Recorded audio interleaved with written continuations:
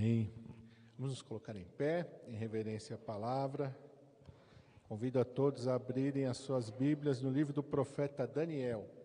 Daniel, capítulo 1.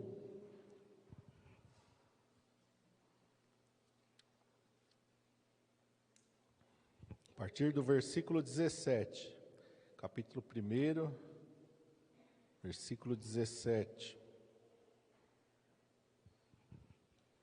Onde está escrito assim: Ora, a esses 4 jovens, Deus deu o conhecimento e a inteligência em todas as letras e sabedoria, mas a Daniel deu entendimento em toda visão e sonhos. E ao fim dos dias em que o rei tinha dito que os trouxessem, o chefe dos eunucos os trouxe diante de Nabucodonosor, e o rei falou com eles, e entre todos eles não foram achados outros tais como Daniel, Ananias, Misael e Azarias. Por isso permaneceram diante do rei. E em toda a matéria de sabedoria e de inteligência, sobre o que o rei lhes fez perguntas, os achou 10 vezes mais sábios do que todos os magos e astrólogos que havia em todo o seu reino. E Daniel esteve até o 1º ano do rei Ciro. Amém? Vamos orar. Pai, em nome de Jesus, nós estamos, Senhor, diante da Tua palavra, Senhor, e pedimos que o Teu Espírito Santo fale conosco, Pai, tudo aquilo que o Senhor já tem preparado para falar. Senhor, nós cremos que há, Senhor, um propósito para o qual o Senhor nos direcionou a esta palavra, e que o Teu propósito, que a Tua vontade seja cumprida. Santo Espírito de Deus, o agir, o mover, o falar é Teu, Pai. E estou aqui, Senhor, apenas como instrumento, apenas como servo. Usa-me, Senhor, conforme a Tua vontade e o Teu querer, eu te peço em nome de Jesus. Amém. Os irmãos podem se assentar.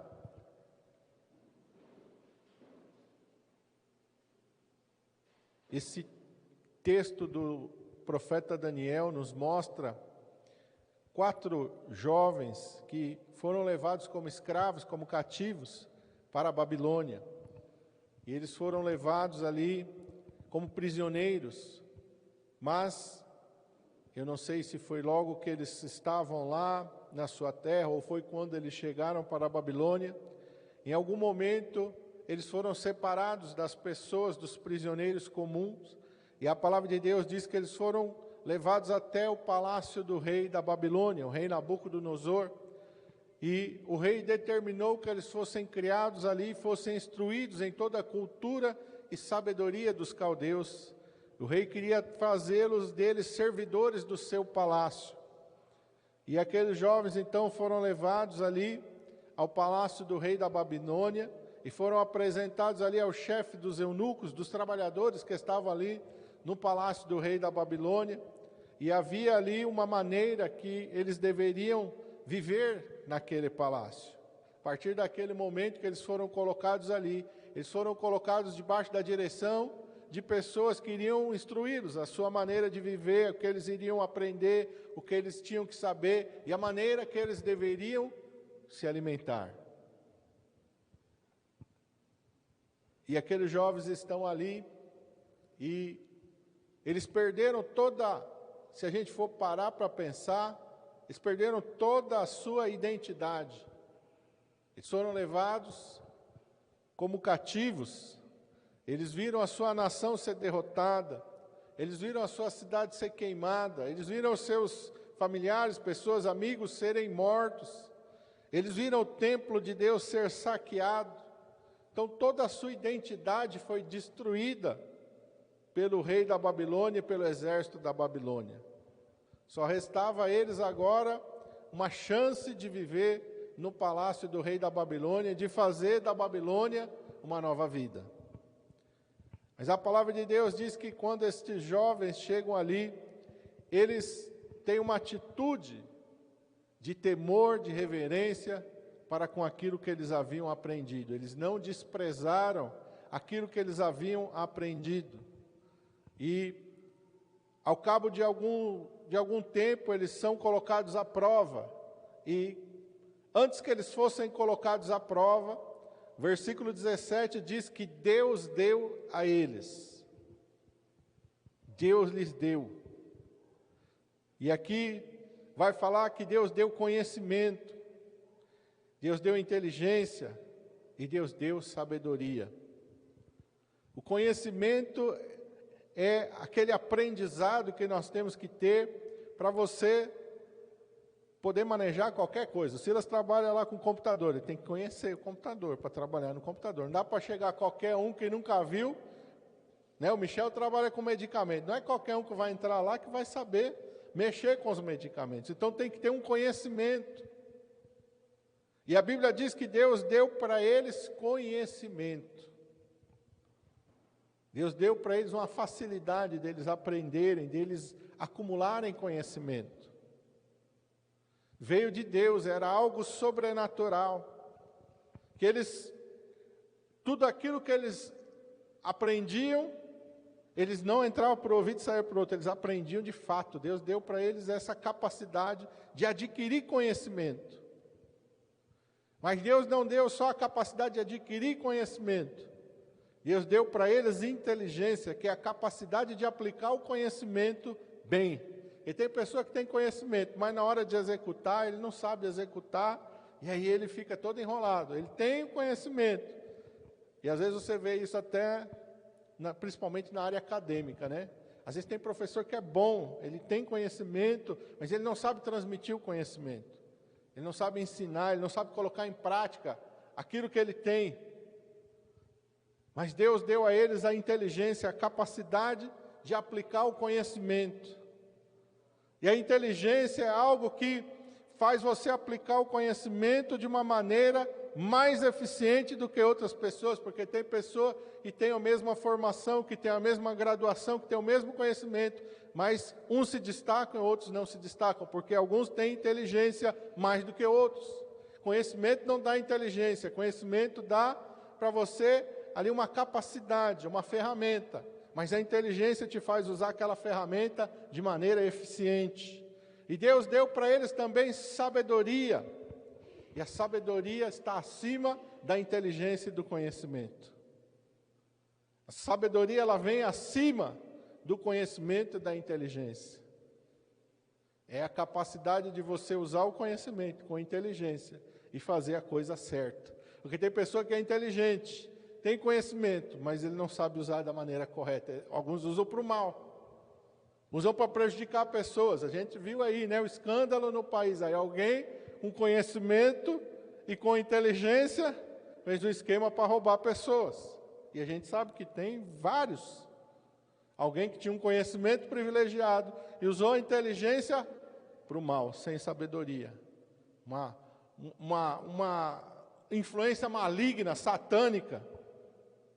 Mas a sabedoria, quando ela vem de Deus, ela nos dá a capacidade da gente usar de maneira que nós abençoamos a nossa vida e abençoamos a vida de outras pessoas. Então Deus deu para eles habilidades que os destacaram aos olhos do mundo. O rei chamou, o rei colocou eles à prova, e quando o rei começou a conversar com eles, o rei viu que eles eram diferentes. Não estavam sozinhos naquele processo, não estavam sozinhos naquele aprendizado, não foram os primeiros que passaram por aquele processo, mas entre todos os que o rei examinou, o rei viu que havia neles uma diferença, eles se destacaram entre todos os que passaram pelo processo com eles. E essa habilidade veio de Deus. Então, às vezes a gente acha que Deus só abençoa a nossa vida espiritual, e Deus não tem nada a ver com a minha vida profissional, e Deus não tem nada a ver com a minha vida no mundo. Grande engano. Deus tem a ver com tudo na nossa vida. Deus tem a ver com tudo. Cada detalhe da nossa vida tem que estar na mão de Deus, porque Deus vai nos dar conhecimento, Deus vai nos dar inteligência, Deus vai nos dar sabedoria. Existem pessoas que são simples, mas são pessoas de Deus, e têm mais conhecimento, inteligência e sabedoria do que muitas pessoas que têm títulos humanos. E da onde vem isso? Vem de Deus. Deus é que dá isso. Deus é que dá essa capacidade, Deus é que dá essa habilidade. Deus deu a eles. E Deus os destacou diante daquelas pessoas. Aleluia! E aqui diz o texto, aleluia, a Daniel Deus deu além, entendimento em toda visão e sonhos. Deus deu para Daniel também habilidades espirituais, que o separavam do mundo. Deus nos dá habilidades espirituais, que nos separam do mundo. Como é isso, pastor? Olha José no Egito interpretando os sonhos de Faraó. Uma habilidade espiritual. Ele chamou todos os sábios, os astrólogos, todo mundo que sabia de alguma coisa no Egito e ninguém pôde saber. Porque essa habilidade era uma habilidade espiritual. Aqui Daniel vai passar por alguns episódios na sua vida dessa maneira. O rei vai reunir os sábios, vai reunir os entendidos, quem tem curso, quem tem graduação, quem tem pós-doutorado, ele vai chamar, mas ninguém vai ter resposta para ele.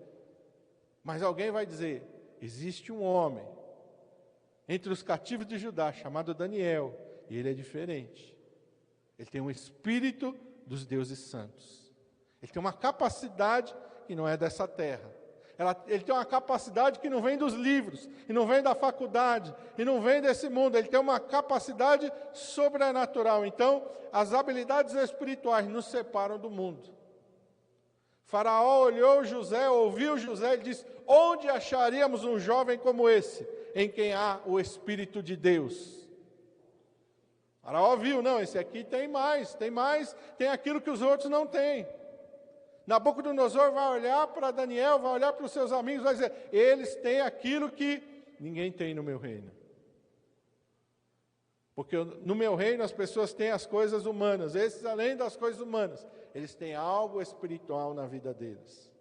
É o profeta Elias que está ali andando, é o profeta Eliseu que está ali andando, e são reconhecidos como homens de Deus até pelos inimigos de Israel.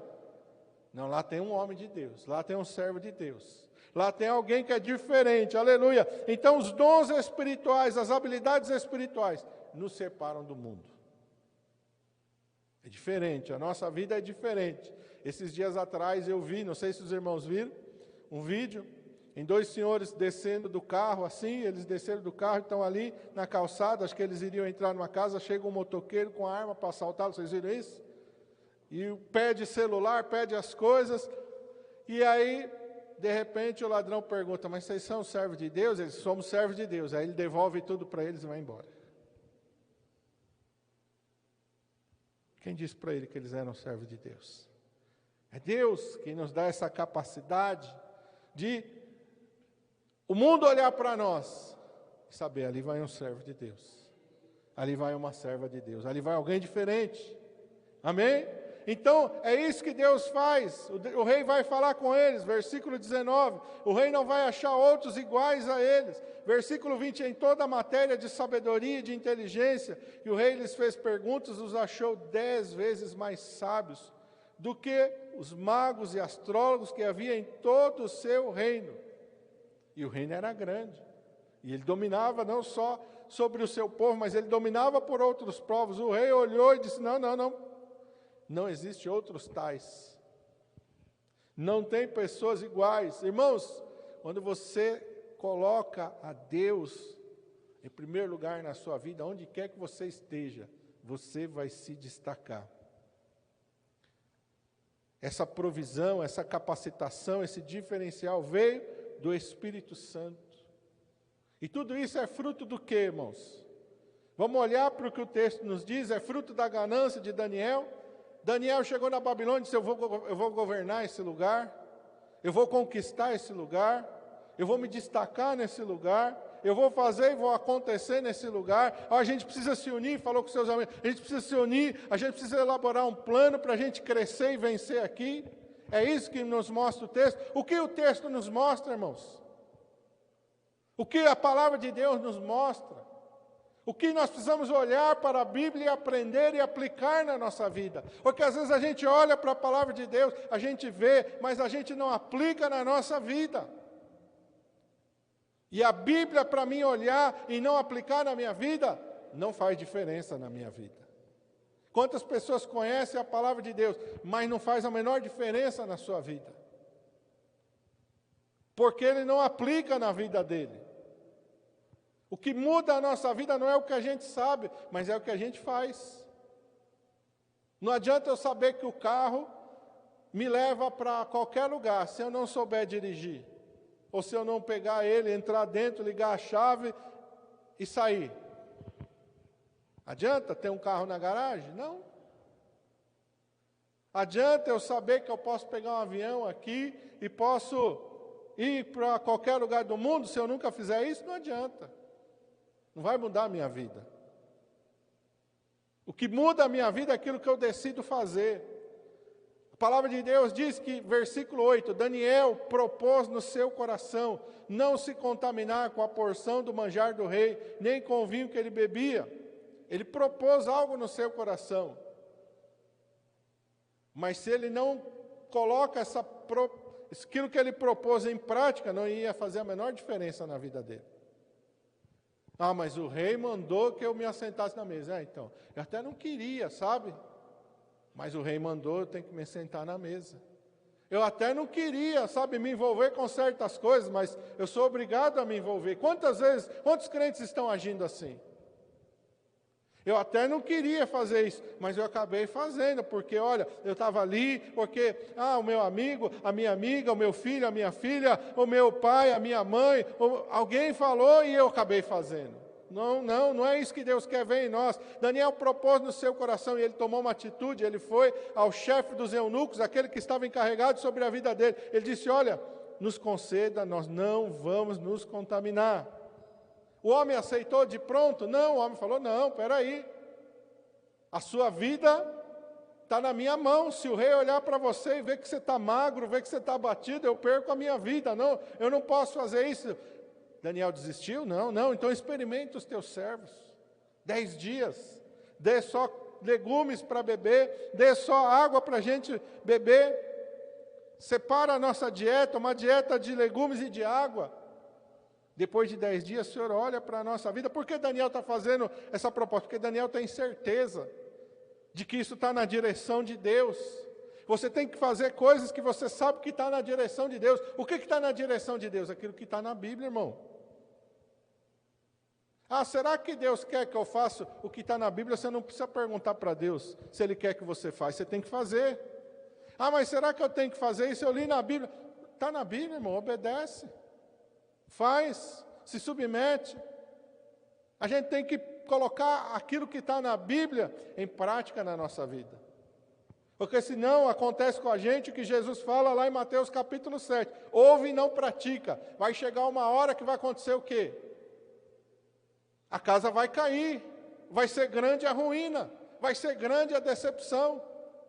E não tem maior decepção do que Deus olhar e falar, eu não conheço. Eu não te conheço. Eu não te conheço, não sei quem você é. Mas eu estava na igreja, eu preguei, Jesus vai falar, eu cantei, eu louvei. Jesus vai dizer, mas não mudou a sua vida? Você continuou vivendo a vida do seu jeito, da sua maneira. Não conheço você, não sei quem você é. Não houve uma transformação. É isso que Jesus disse para Nicodemos. Eu creio que poucas pessoas na época de Jesus conheciam mais a letra da palavra do Antigo Testamento do que Nicodemos. Mas Jesus olhou para ele e disse, você tem que nascer de novo. Você tem que nascer de novo. Ele ficou, como nascer de novo? O que é isso? E Jesus disse, se você não nascer de novo, você não pode ver o reino dos céus. Quem não nascer de novo, não pode ver o reino dos céus. E a gente tem que nascer de novo, e a gente nasce de novo do quê? Pedro vai dizer, da água e do Espírito. Como gerados de uma semente incorruptível. A palavra de Deus tem que entrar dentro de nós e transformar o nosso ser. Mudar minha maneira de pensar, mudar minha maneira de falar, mudar minha maneira de viver. Porque se a palavra de Deus não fizer nenhuma transformação na minha vida, eu não vou ver o reino de Deus. Eu não vejo o reino de Deus. Mas eu conheço a Bíblia. Lá no céu não tem lá pergunta. Faz o teste bíblico aqui, para você ver se você vai para o céu ou para o inferno. Não tem isso. Deus está olhando para a nossa vida todo dia. O que está escrito lá em Apocalipse? Vamos buscar os livros. Buscam os livros. E cada um vai ser julgado de acordo com o quê? Não o que falar. de acordo com aquilo que está escrito no livro. O que está escrito no livro, irmão? Tudo que você fez, tudo que você pensou, tudo que você falou, tudo que você viveu. Aí Deus vai olhar, deixa eu olhar o livro da vida do André. Quanto que a minha palavra transformou ele? Ó, Senhor, não mudou nada. Mudou nada. Mas ele leu a minha palavra? Leu.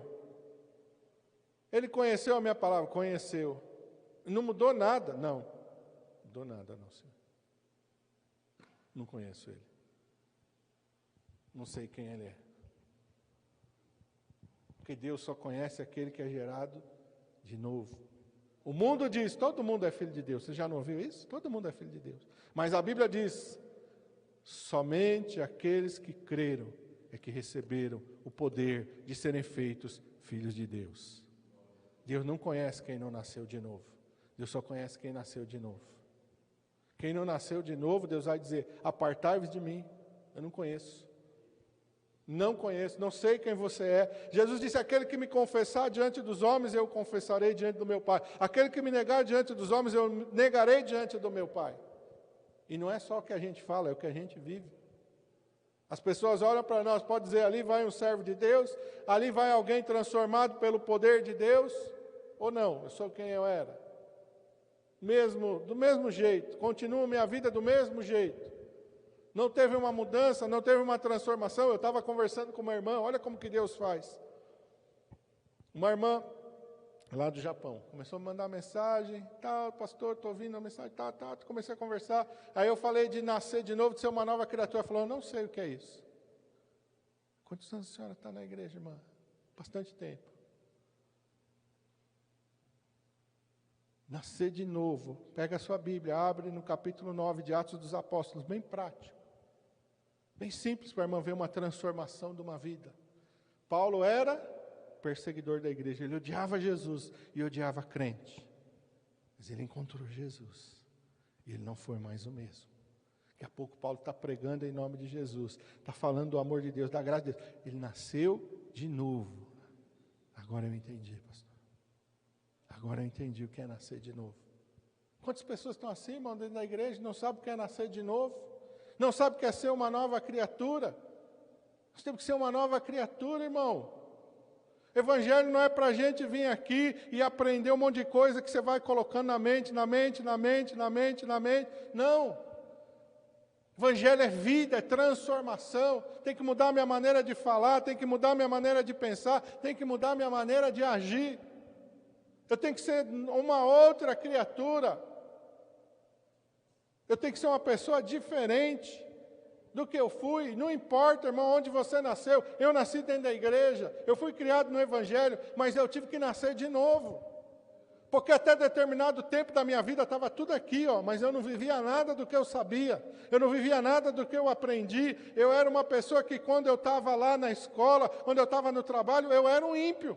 Quem olhasse para mim não via diferença nenhuma. Eu falava igual um ímpio, eu contava a mesma piada do ímpio, eu tinha a mesma malícia do ímpio, eu fazia as mesmas coisas do ímpio, não tinha nascido de novo. Eu era um ímpio. Com nome de crente dentro da igreja, mas eu era um ímpio. Até o momento que o Senhor entrou dentro de mim e transformou a minha natureza. Transformou o meu ser. Transformou a minha maneira de viver. Irmãos, isso é uma coisa que tem que estar em constante mudança na nossa vida. Por quê? Porque Cristo está no controle da minha vida. Porque o processo, irmãos, é um processo constante. Jesus diz, quem quiser vir após mim tem que fazer o quê? Negue-se cada dia a si mesmo. São ações diárias, são decisões diárias, são posicionamentos diários. Quem acha, aceitei Jesus, acabou, não preciso fazer mais nada para Deus, está enganado. Já entreguei minha vida para Jesus, uma vez aceitei Jesus e agora estou salvo, não preciso fazer mais nada. Está enganado, irmão, é todo dia a luta. A Bíblia diz ser fiel até onde? Até a morte. Então quer dizer que todo dia eu sou testado na minha fidelidade para com Deus. É luta, irmão, é luta, é prova. E a gente tem que estar ali, todo dia batalhando. batalhando contra nós mesmos. A nossa maior batalha é contra nós. A maior batalha que a gente tem é contra a nossa carne. Paulo fala, eu luto contra mim mesmo, eu esmurro meu corpo. Não é que ele ficava dando soco nele, não era doido. Mas ele está fazendo, eu não faço aquilo que minha carne quer. Porque minha carne quer um outro estilo de vida, ele não quer o estilo de vida de Deus. Você acha que minha carne quer ler a Bíblia, irmão? Sou sincero para você, minha carne não quer ler a Bíblia. Tem hora que eu começo a ler a Bíblia, eu tenho que parar, eu vou parar, eu vou tomar uma água, eu vou tomar um café, porque eu comecei a ler a Bíblia, está tudo embaralhado ali, meu Deus do céu. Mas eu não vou desistir, eu vou continuar, eu levanto, eu tomo uma água, eu faço alguma coisa, dou uma despertada, volto e vou ler a Bíblia. Aí tem dia que aparece isso, aparece aquilo, mas eu tenho que ler a Bíblia, eu tenho o meu compromisso com Deus, eu vou cumprir o meu compromisso com Deus. A minha carne não quer, a minha carne quer, senta no sofá, vai ver uma série, senta no computador, vai olhar a rede social. A minha carne não quer, a minha carne lá não me dá sono. Mas quando eu pego a minha Bíblia, me dá sono. Mas se eu for orar, me dá sono. Eu cansei de dormir ajoelhado. Aí, meu Deus, eu não orei nada, que eu dormi. Eu só me lembro de começar a orar e aí, aí acordei, está tudo dormente, está tudo, não sinto minha perna. Meu Deus, eu não orei, foi nada. Dormi. Não valeu, tem que orar. Acontece, irmão. Acontece com a gente, é uma luta, a carne não quer. Por que vem o sono? Porque a carne não quer. Porque para ela é enfadonho orar, para ela é enfadonho ler a Bíblia, não tá acrescentando nada para ela. Você está entendendo? Não acrescenta nada para a carne. A gente não vai acordar nem um dia, que vontade de ler a Bíblia hoje, meu Deus do céu, ai que vontade de orar. Não vai, irmão. Não vai acontecer isso. Paulo está falando em Romanos capítulo 8, a carne milita contra o Espírito milita contra a carne, e os dois se opõem. Eu estou fazendo a vontade de quem? Esse que é o ponto principal. Eu estou satisfazendo quem? Quem é que está prevalecendo? Porque essas duas naturezas estão lutando dentro de mim. E vai vencer quem? Quem tiver mais forte. Quem tiver mais alimentado. O Espírito não se alimenta de arroz, feijão. O Espírito não se alimenta de leite. O Espírito não se alimenta daquilo que dá prazer para a carne. O Espírito vai se alimentar do quê? Da palavra de Deus. É da oração, é da comunhão.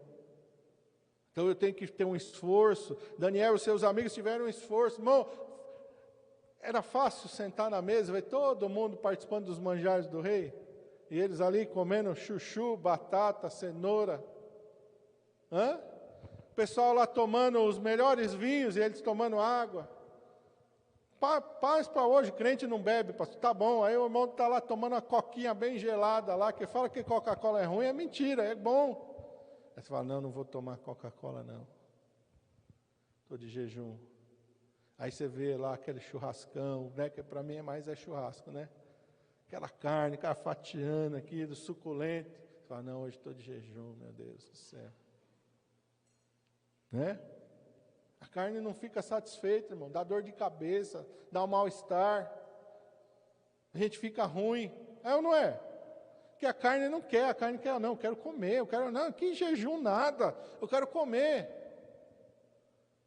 eu quero aqui ler a Bíblia nada, eu quero ali, ver um filme, ver uma série, eu quero ver outras coisas, não quero ler a Bíblia, já li, já sei que Davi matou Golias, não quero isso aí não, a carne vai falar. Já sei que Jonas pregou em Nínive, que os ninivitas se converteram, já sei que Abraão, já sei até como termina o Apocalipse. A carne vai ficar assim, enfadonha. Por isso que Jesus disse, eu tenho que sacrificar todo dia, a minha carne tem que pregar ela na cruz.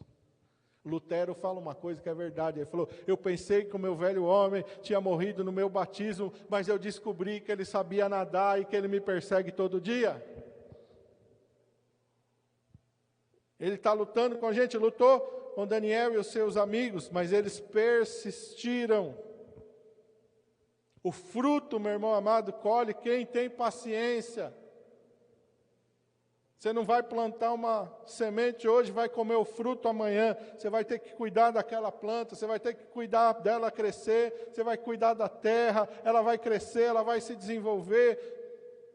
paciência, assim as coisas espirituais. Eu tenho que ter atitudes, eu tenho que ter obediência, eu tenho que ter fidelidade na minha vida, eu tenho que saber passar pelos processos que vêm, porque Deus manda processo também na nossa vida. Olha Davi pediu para ser rei de Israel? Não pediu. Tinha ambição no coração para governar? Não tinha. Mas Deus foi lá e falou, mandou Samuel e falou, você é o rei de Israel.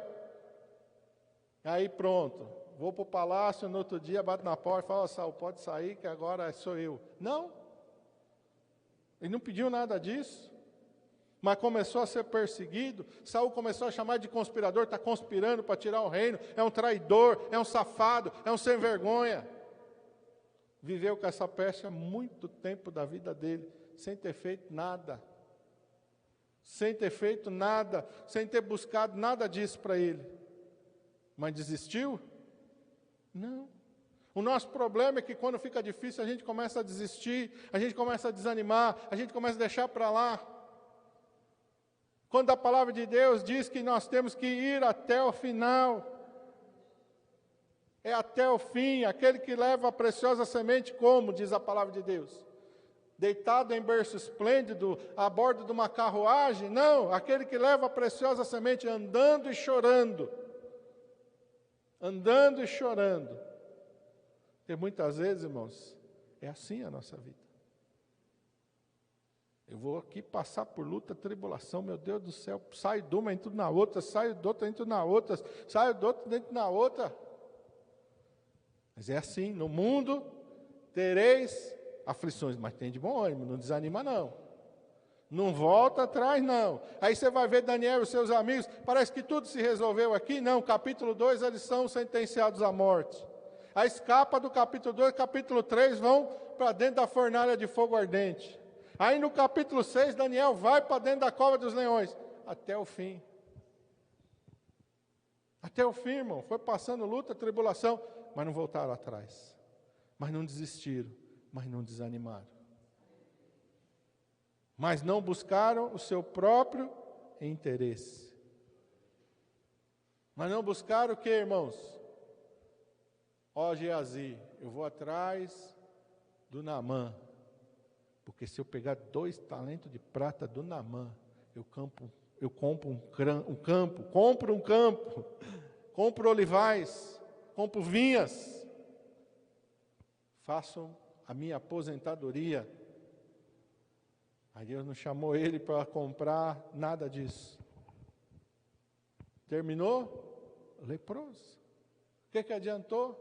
Então, às vezes, a gente está querendo buscar alguma coisa para nós e não é a vontade de Deus, irmão. E, às vezes, fisicamente a gente não está leproso, mas espiritualmente a gente acaba se tornando leproso, porque a gente está buscando uma coisa que Deus não tem para nós. A gente está querendo deixar as coisas de Deus de lado para buscar a nossa satisfação, e Deus está dizendo, não, não é isso. Não é isso. Então nós precisamos entender. E não existe nada melhor do que receber as habilidades, os dons e os talentos de Deus e seguir até o final da nossa vida.